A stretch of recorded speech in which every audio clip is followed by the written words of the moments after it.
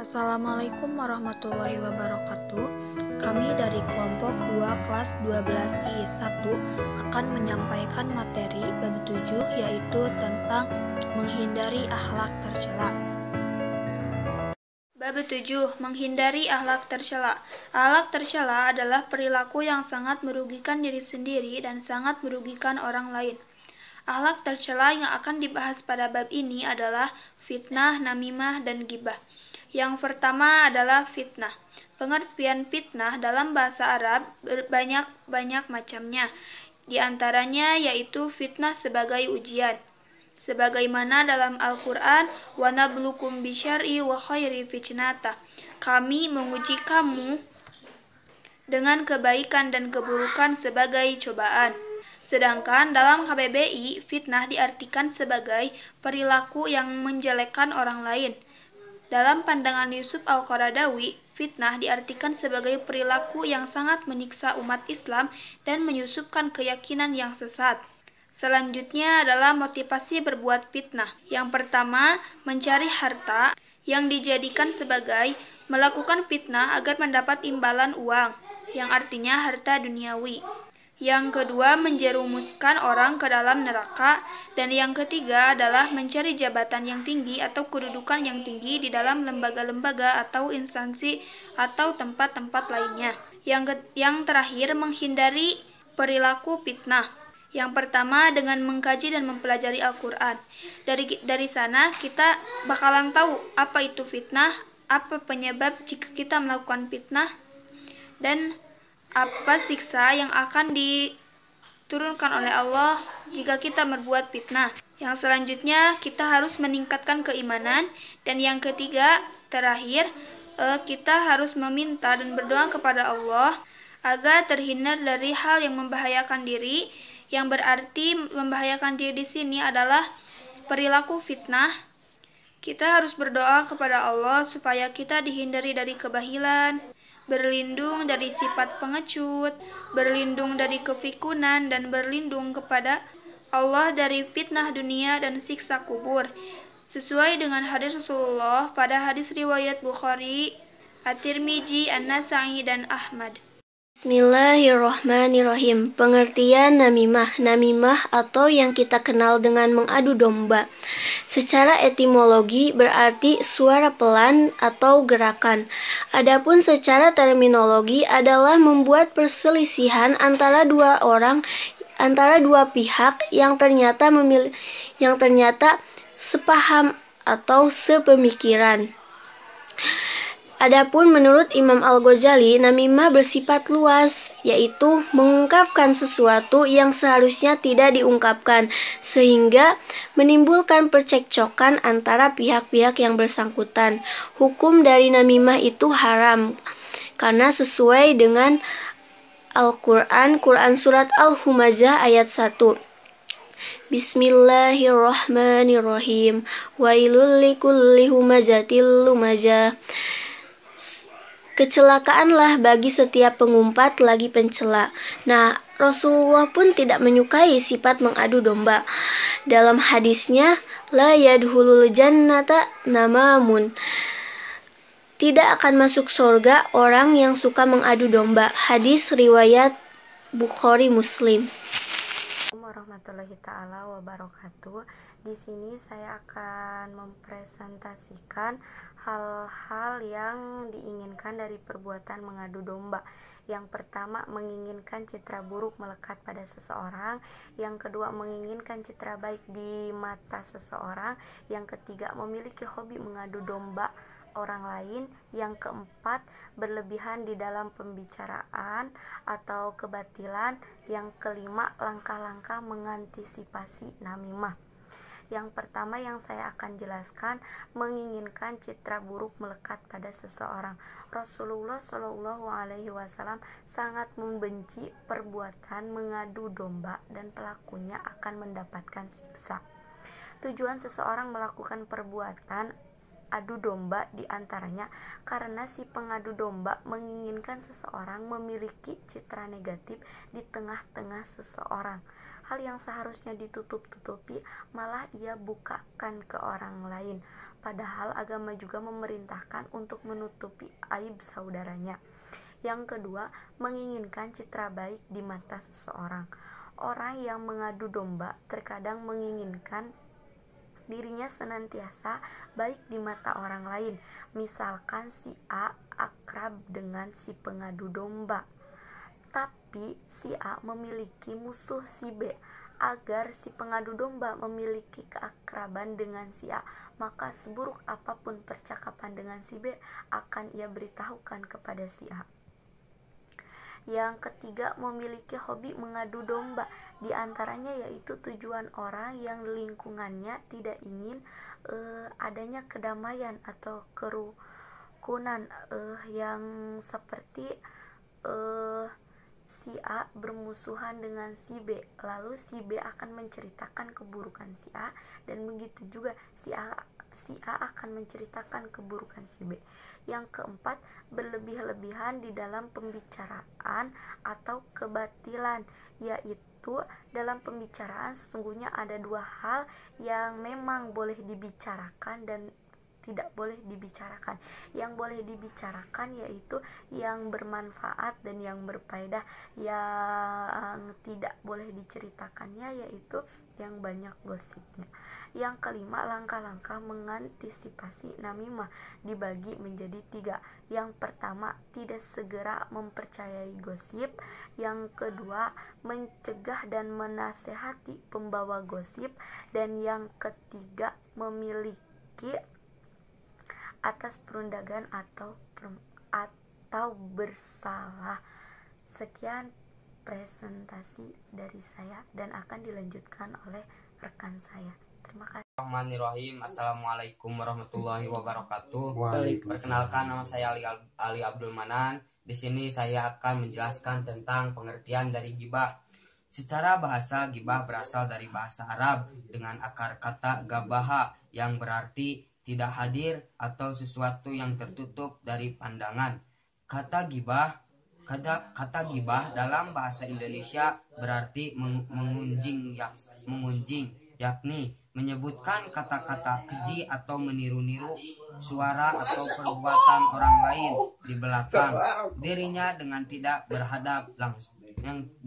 berhadapan langsung dengan maksud untuk menghinanya. Secara terminologi, ghibah berarti mengemukakan atau membicarakan perihal orang yang lain yang apabila orang lain tersebut mendengarnya, maka ia tidak menyukainya. Ghibah dapat mencetak hal fisik seperti mengemukakan seseorang kurus, hitam, dekil, dan bentuk fisik lainnya. Bisa juga terkait keturunan, misalnya mengemukakan tentang seseorang anak haram, anak pelacur, atau anak orang miskin. Begitu pula yang tidak terkait dengan perilakunya, misalnya pembohong, penipu, dan sifat buruk lainnya. Syekh Jamaluddin Al-Qasimi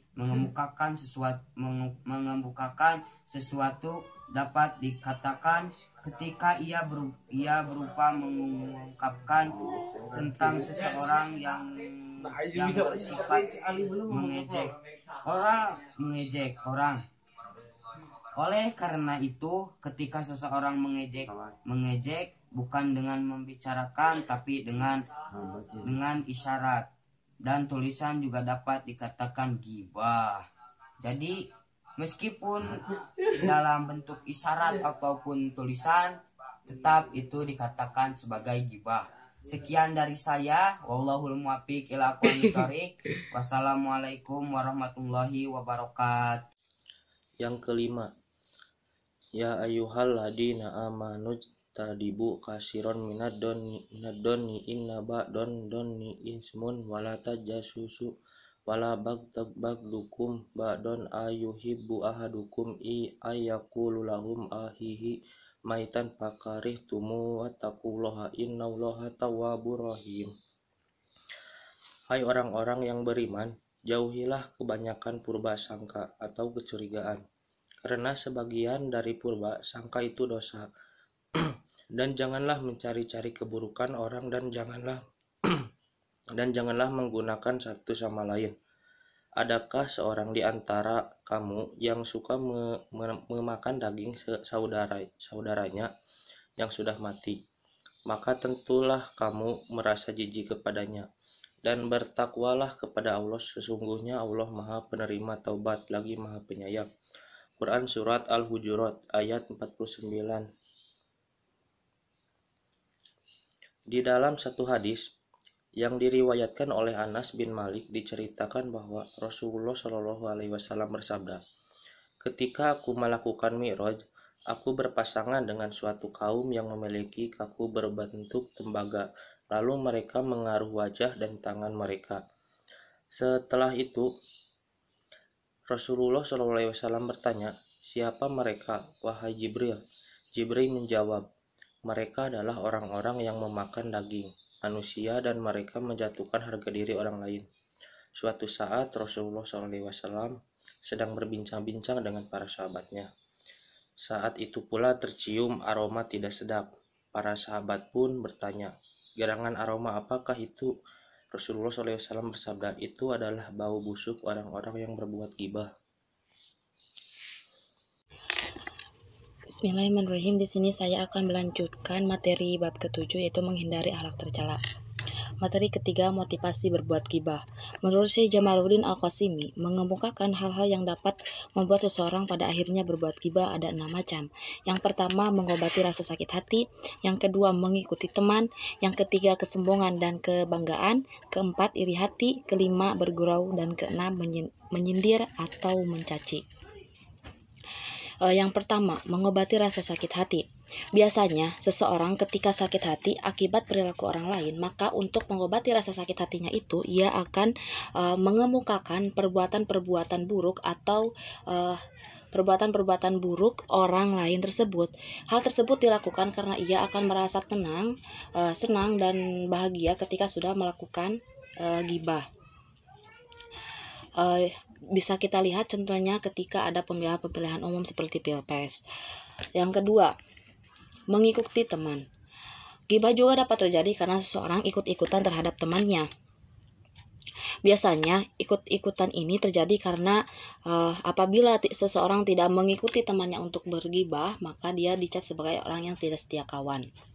Yang ketiga, kesombongan dan kebanggaan. Ghibah dapat terjadi karena seseorang akan merasa bangga apabila ia sudah mengemukakan atau berbicara buruk tentang orang lain. Ia akan merasa bangga dan senang seperti hal yang mengobati rasa sakit hati yang sudah dibahas. Yang keempat, iri hati.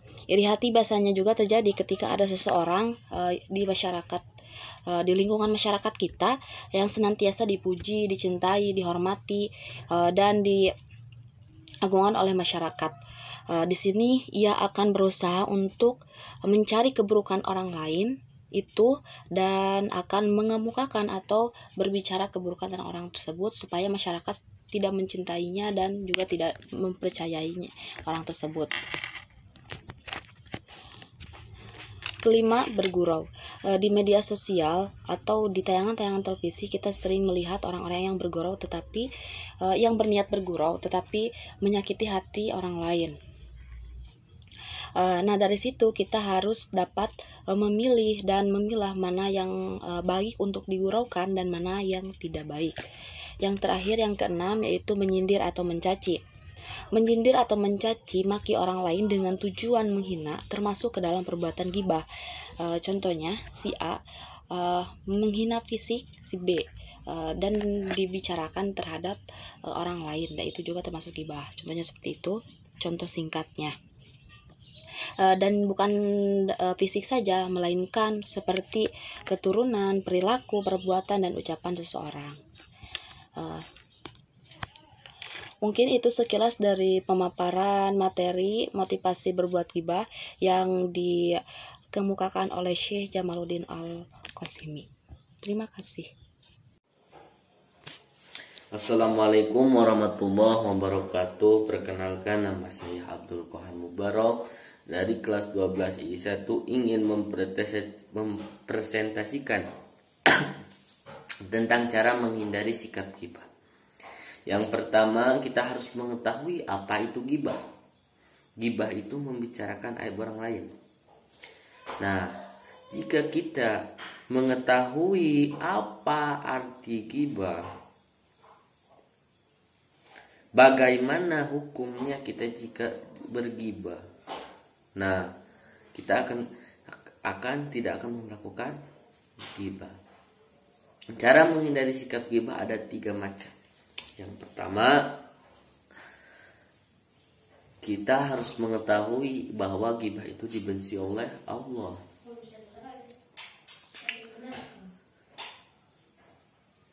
Bahwa Allah tidak menyukai itu sikap ghibah, karena orang yang membicarakan orang lain itu seperti membicarakan aibnya sendiri.